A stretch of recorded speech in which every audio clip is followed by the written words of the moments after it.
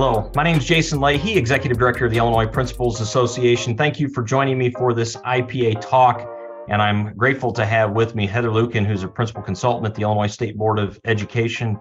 Heather works a lot with CTE, career pathways, and a variety of things. And Heather, you know, I'm always remiss at giving titles for those at the state board because you guys do usually so much more than even what your title has to say.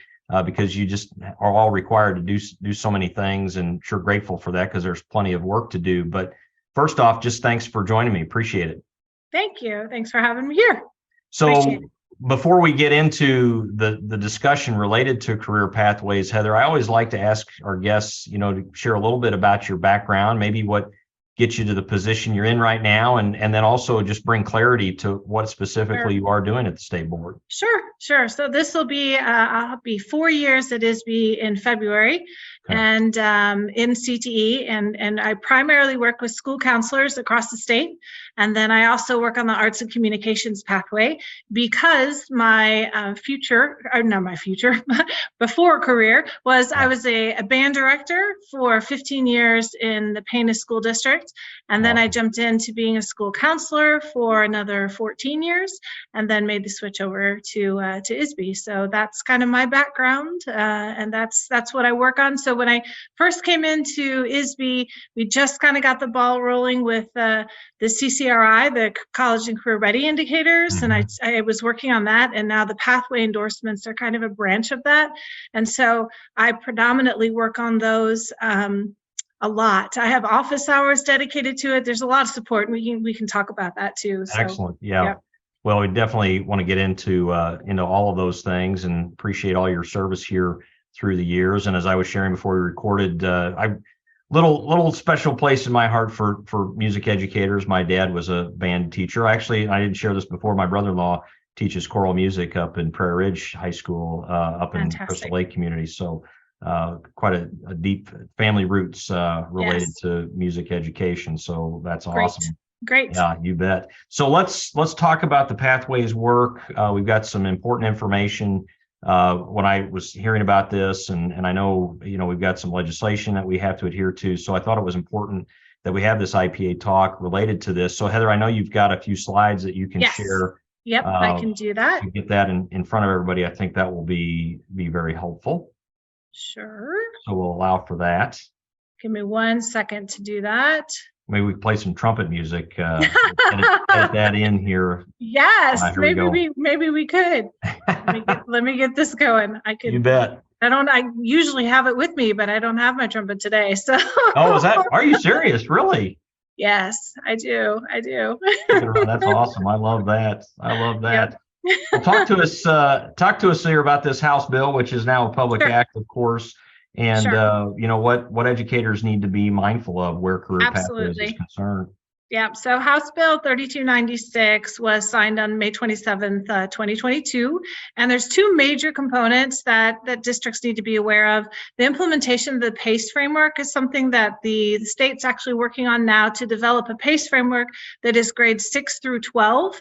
Currently, the state adopted framework is 8 through 12. So we're working on expanding that. And so the school districts are responsible for adopting either the state version of the PACE framework or a school modified version of the PACE framework by July 1st, 2025. And that actually needs to be predominantly shown on everyone's district webpage, so that you have information on that available to the public. That's one major component within that House bill. And the other, which we're predominantly going to talk about today, is the implementation of the career pathway endorsements. So the legislation reads as a 2027, school districts need to offer at least one career pathway endorsement to the graduating class of 2027, which means that technically you really should have those in place by 2025, because the bulk, and we'll get into the coursework requirements, but the bulk of that is going to occur during the student's junior and senior year. So you really want that plan to be in place for your graduating class of 2027. And then furthering that, 2 career pathway endorsement options for the class of 2029. And then for 2031, it's 3 career pathway endorsements.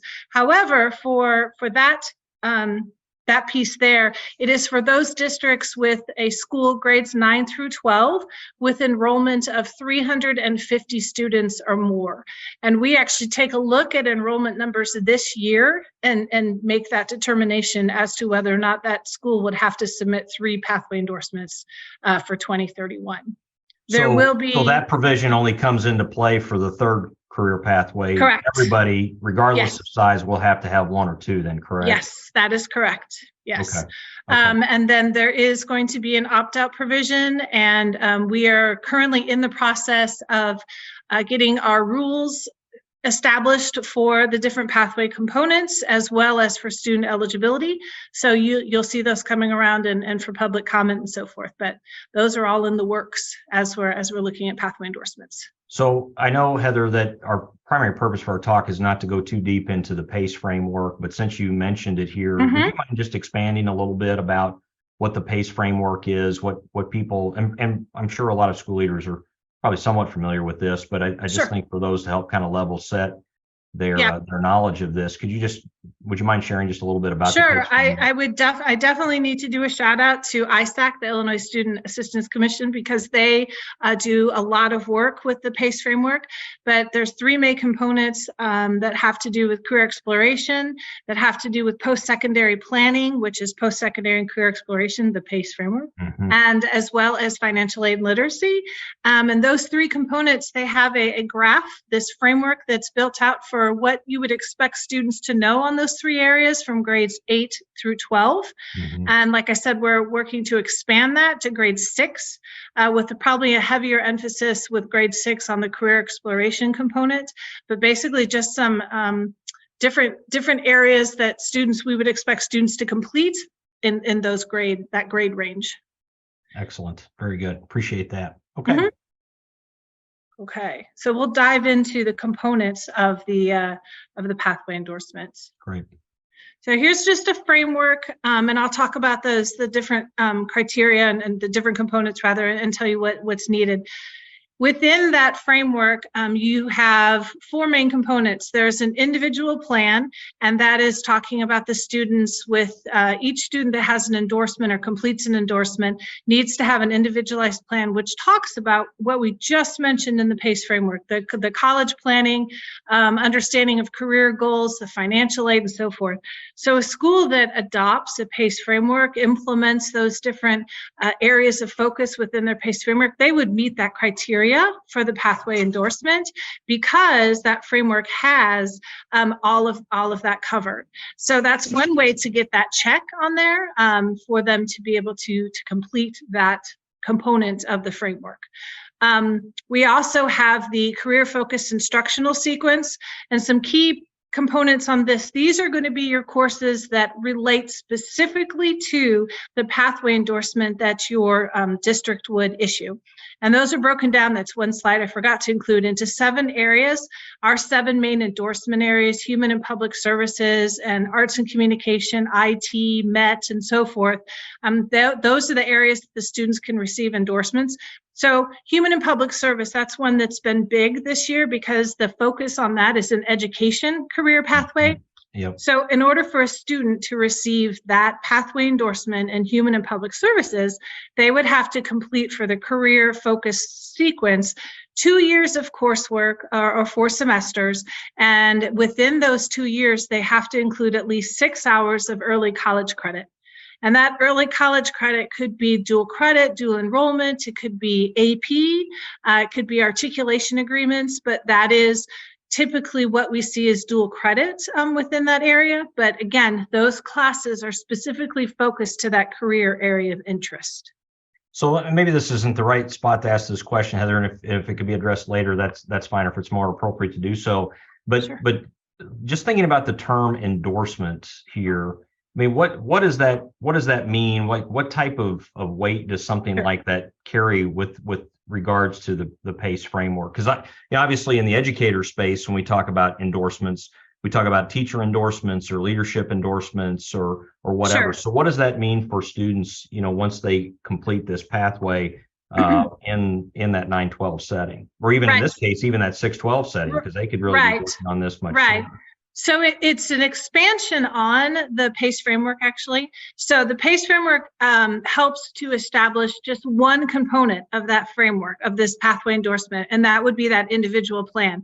So these other areas, the ones that I have here that are in yellow and green and red and so forth, those are the other components. And so when the students complete all of that, they are issued this pathway endorsement, and that shows on the student's transcript.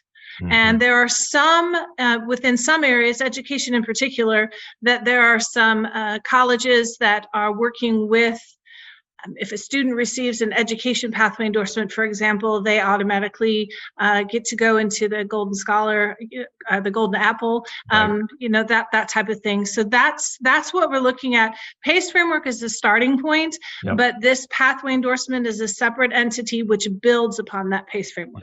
Great. But that endorsement actually means something, right? Yes, it does. It has some weight to it, to show all of the which is pretty extensive here. I mean, this is pretty robust. Yes, and it also ties very nicely with the college and career ready indicators, because a student who receives an endorsement would also be eligible to have that checkbox for the college and career ready indicator, which is a part of accountability, and is shown on the student report card or the school report card. Right. So, great. Yeah. So the career-focused instructional sequence, again, typically we're going to see those advanced courses or the capstone courses in the junior and senior year where they're earning that college credit. And then the other component, and it's all kind of chunked in there, is that professional learning. So within professional learning, you have 2 team-based challenges, you have 2 career exploration activities, and then you've also got 60 hours of paid or credit supervised career development experience, kind of like what we call that now is the work-based experience, but prior to that it was co-op. So there's 60 hours in that. We've been doing a lot of work on the team-based challenges and finding ways to embed that within the students' coursework. Yes, it can occur outside of the school day. So Skills USA, where they have those competitions, or a regional competition where the students are working at teams, that's a fantastic way to meet that as well. But we have been doing a lot of professional learning, professional development on how to embed team-based challenges into your coursework, which makes it much more equitable for your students. As you know, if they've completed that course, they're there with you during the day, then they've also done their team-based challenges. We talk about the career exploration activities being, yes, it can be one of those, you go to a career fair, for example, say in 8th grade, but we would expect to take that to the next level where they're having interactions with that industry partner. They're asking questions, they're writing summative statements about what they learned about that career. So moving away from just career awareness, like here's all the things you could do, but really specifying as it relates to this, this area that they're interested in, getting some more feedback on what it actually would be for them. Yeah. You bet. And then the last component for the student to be able to receive the endorsement was to provide evidence that they are academically ready. Currently, that's listed out as something called transitional support. And basically, it's just ensuring that the students are ready for non-remedial coursework once they enter a post-secondary institution. So you're looking at what we've done with the rules is saying that if a student meets the criteria for the college and career ready indicator academic component, then they would be eligible to receive this endorsement as well. So what are you specifically doing for kids to show that they are academically ready? I mean, is it certain grades within certain courses that they're taking, or how does that work? Yeah, so if you take a look at the college and career ready indicators, there's one component that shows that they would be ready, academically ready, both in ELA and in math, and it is linked to, there's a combination of ways that they can show it. So it could be through taking courses. For example, Algebra 2 or higher would meet the math component, a dual credit math or a dual credit English course, which provide evidence that they're ready, a transitional math, transitional English, they would show that they're ready, but then you can also use their test scores. So their SAT score, either the state assessment or the national assessment, if it's showing that they're ready for non-remedial coursework, then they would meet that criteria. Excellent. Yes. So you talked about, the 7 different endorsements, correct, that school districts have as options. How do you see school districts, making their selections even at this point, Heather? Because they have to have at least one endorsement. Yes. So Yes. what types of thinking are they going through right now? Great question. Yep. I get that one a lot. Like where do we start? Yeah. What do we do? Where do we start? Yeah. So what I would take a look at is probably within this framework here, I would look at the yellow, where you have those courses that lead to that early college credit within a specific career interest. So again, we're seeing a lot of the education. We're also seeing a lot of health science technologies because of like a CNA program, which kind of has that embedded in there. So you really would want to look at what courses you currently offer and see if any of those fall within those areas. And then from there, we're looking at the professional learning with those 60 hours of work-based learning. Is that also happening within that area? So if it's the CNA, I know for sure that they have those 60 hours. And then things like the team-based challenges, those are ones that you can work on. They're probably already happening, but we would just want to make sure that they're of quality, and then you can add those to that list as well. Sure. So what are you doing? Have you had districts? Because it's been a while since I've sat in the principal seat, Heather. So, but I'm reflecting as you're talking about this and looking at the early college credit. I was in a small rural district and was having difficulty getting like dual credit in place, working with the community colleges at that time, just because of the requirements for me to have a teacher on staff that had a master's degree in English, for example. Correct. Trying to get dual credit English in place. So how are you seeing school districts handle some of those maybe challenges? And obviously it's not that they can't be overcome, but they may have to work to get creative in making sure that they can provide opportunities for kids. Are we looking at providing some of this stuff online or what? Yes. So when you're building out your pathways, because there's actually a process to this, you have to apply and you have to enter all this information into our current platform, which basically demonstrates this is what we're going to offer. So when it comes to those career focus, it does not have to take place exclusively at the high school. So if you have a career center, that could be a way to do that. If you have the community college, it can be online. Any of those options are available for those students to be able to do that. Okay, that's great. I just was curious about what type of flexibility there would be. I figured there'd be quite a bit, but I still think that's important for people to know. Absolutely. Okay. Yeah. Okay. I think that, all right. So when we talk about the process, which is what I just mentioned and what the district needs to do, there is the availability now to do an initial application, which I would think of that as just giving you access to our online platform that we have. So it's a PWR platform that was turned over to ISB about 2 years ago. And it's our way of monitoring the different endorsement plans that the schools have built out or the districts have built out. So this occurs at the district level. The district applies, they name the individuals that will be responsible for building the plans and working on the different plans. I then provide them access to the online platform. And then we go from there. We start to build the plans. I have some districts currently that have their plans building, and they do not plan to issue any endorsements until 2027. Yeah. But they're getting it started so that they have all the components and they know what they need to do. There are some districts that last year we had 526 students, I believe, that received endorsements. So we do have some districts that are already issuing those endorsements. So the process itself is the district applies, they get access, they build their plan. If they decide they're going to issue endorsements that year, they send me a projection sheet just saying basically, I believe that we have 20 students that are going to receive this endorsement. And we go from there. They receive the seal. So it's an actual seal that they receive for that endorsement on their transcript.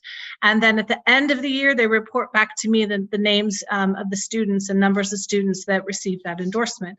And as I said, there are quite a few that just have their plans ready to go because they're building it out for the future, but they're starting this now. with that 2027, that first deadline, again, it just is that you have to have a plan, a pathway endorsement opportunity for that graduating class. It could be, as you know, it could be that there's no students that receive that, and that's fine. That's fine. And we know interests change too. So you could be building this plan now for education, and then you get a class that comes in and they're very heavy into manufacturing, for example, and that's okay. You can have those plans sitting out there with no students receiving. Obviously, we would love to see the students receive them, but we understand that could potentially happen. So I guess you led right into the next question that I have is, what are you seeing for districts now that are already trying to incentivize students to maybe work through some of these pathways? I mean, and I recognize I have 5 kids of my own, and you know, I'm trying to encourage them to think about things where I maybe see them having you know, maybe a skill set or whatever, but also, you know, being the parent, not wanting to push too hard, because sometimes when you tell kids to go in one direction, they're ready to turn around and go the other way. But I do though I have to think, you know, from what I've seen for school districts across the state, there have been ways that they've tried to incentivize kids to at least think about this pathway. Maybe even if they got through the pathway, it doesn't mean that this is going to be their whole life. They can change course, do something else. I had 4 different majors in college. I mean, it can happen to pivot. But are school districts working with the public, you know, private sector in any way? Are we seeing businesses getting involved in some of these conversations? I mean, I'm just kind of curious what you've seen in the early going here. Absolutely, with the business partnerships. Yes, and I think that probably is the biggest connection and the biggest benefit for a lot of the students, is being able to have that hands-on experience within the industry itself. So that first conversation occurs is, where can we place the students for that 60 hours? And then that builds that business partnership and the relationship. And then they even bring them in for the team-based challenges, because that's something where a company could come in and say, hey, this is something we've been struggling with, and you know, what would you come up with as a solution to this? So there's been multiple conversations. I know that that's been a starting point for a lot of them, as well as conversations, as you mentioned, the struggles with post-secondary, with the community college, to show the programs, what programs could this lead to? You know, where could you, that's one of the connections you have to make within the current platform, is you have to identify the post-secondary program that this pathway endorsement could lead to, as well as what credentials the students could earn. And it could be multiple. It could be an associate's degree. It could be a certification from the actual college or the community college. So all of those are important roles. I see a lot of districts that are incentivizing it by recognizing the students that receive the endorsements at graduation.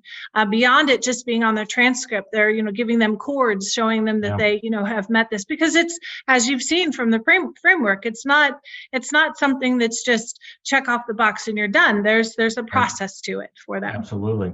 Well, I mean, that's some work these kids are doing, right? And that deserves to be celebrated. Absolutely. You know, and I just come back to the work experience there. Even if you have an experience within a job or something that you'll never maybe do for your life, what a great experience opportunity, that those will definitely be transferable skills that they'll be able to take into anything that they would choose to do down the road. Correct. And that's something that we emphasize as well, is in the team-based challenges and in the career development experience of 60 hours, we emphasize the use of technical competencies. So those would be competencies that are unique to that career pathway, as well as the essential employability or essential skills. And those competencies, the students are assessed on those. You know, it's that same kind of process. So the essential skills in particular, which I think sometimes they're referred to as soft skills, which I disagree with, but it's those types of it's those types of skills that are also being assessed.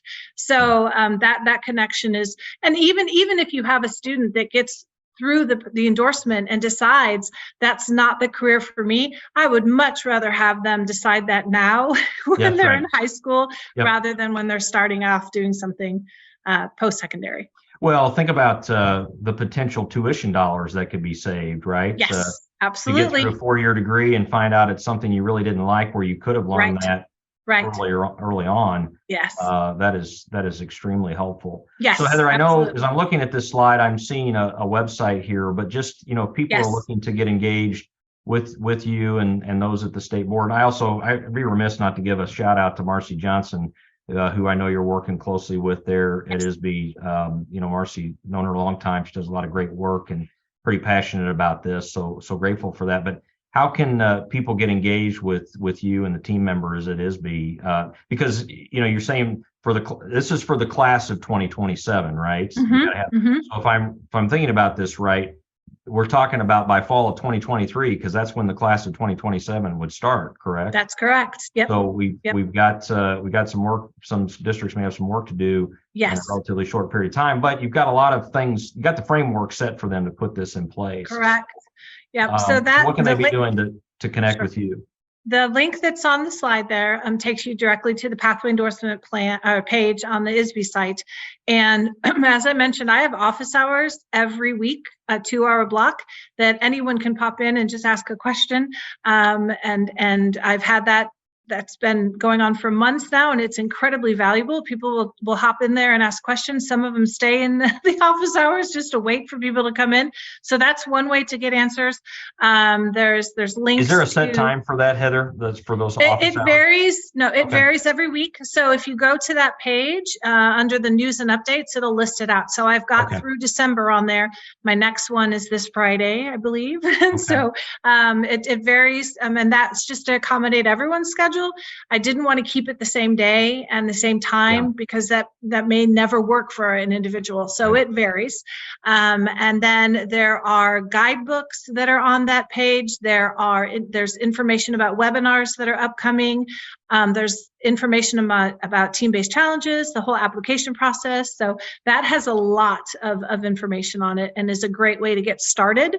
It also has kind of an overview of the different components we talked about today, and it's saying exactly what schools need to report on. So, and there'll be some new documents on that page as well. I just completed an updated guidebook for the online platform, as well as a walkthrough video of me showing you how to enter your information onto the platform. So excellent. Well, sure grateful for the updates here, Heather, related to all the work that's going on with Pathways and obviously, the things that school districts have to be ready to go per the legislation that was passed.